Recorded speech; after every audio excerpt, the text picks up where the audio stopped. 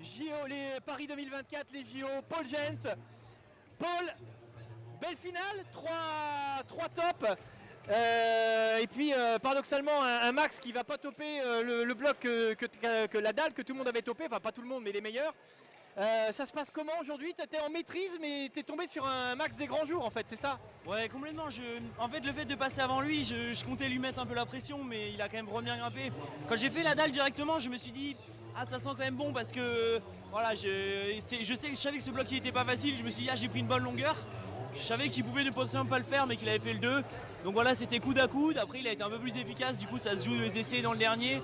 Mais je suis super content. Il a été plus fort que moi en demi, en finale plus efficace. Donc c'est mérité.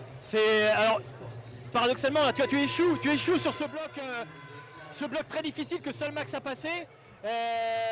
T'étais pas si loin, mais en fait, il a fait une vraie différence ce bloc pour Max.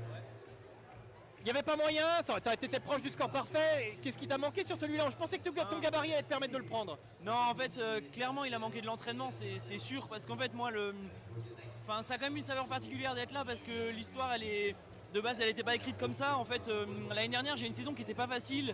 Après les championnats du monde, j'avais plus trop envie de faire de la compète. Donc je me suis dit, bon, cette année, t'arrêtes un peu la compète, tu te mets dans les études. Du coup, j'ai complètement arrêté de m'entraîner. J'ai grimpé une fois par semaine de temps en temps et du coup, j'ai complètement arrêté. Je me suis mis dans les études à fond. J'ai fait que de travailler. Alors justement, je te coupe un instant. Ouais. Tes études, c'est important de le savoir. On peut mener une carrière de sportif de haut niveau et faire des études de haut niveau aussi. Hein. Ouais, bien sûr. Il y a plein en école d'ingénieur, c'est ça? Exactement.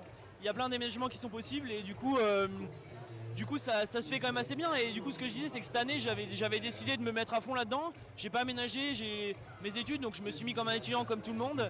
Et j'ai arrêté de m'entraîner et finalement j'ai eu des examens il y a 3 semaines. Une fois que j'ai fini, je me suis dit mais en fait ces championnats de France j'ai envie de les faire, allez je me motive un peu. J'ai fait 5-6 séances et puis je me retrouve là donc c'est fou, c'est complètement dingue.